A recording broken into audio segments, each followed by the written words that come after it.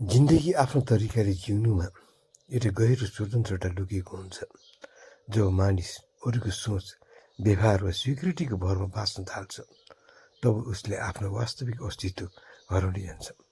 धेरैजसो पीडा बाहिरी समस्याले होइन, गलत ठाउँमा राखिएको भरोसा, अत्याधिक विश्वास र अनावश्यक अपेक्षाले जन्माउँछ।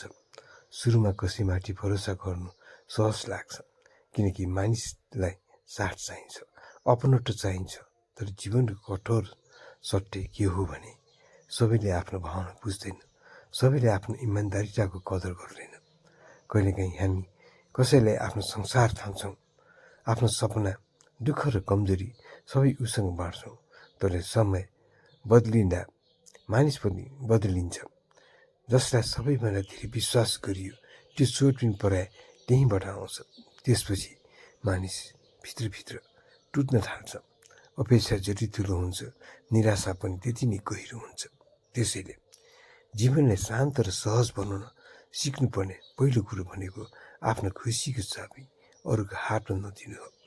आफ्नो तरिकाले बाँच्ने मानिसलाई भिडले बुझ्न नसक्ला, आलोचना गर्ला, स्वार्थी पनि भनिएला, तर उसले कम्तीमा आफ्नो आत्मासँग सम्झौता गरेको हुँदैन। ऊ अरूको मन राख्नुभन्दा आफ्नो मनको शान्तिले महत्त्व दिन्छ। यस्ता मानिसहरू एक्लै हिँड्न सक्छ, तर झुटो सम्बन्धको बोझ बोक्दैन।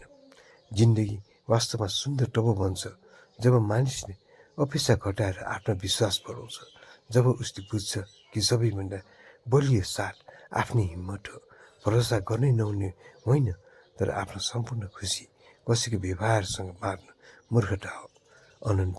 अन्त शान्त जीवन त्यसले जिउँछ जसले अरूलाई हुन, आफूलाई बुझ्न सिकेको हुन्छ।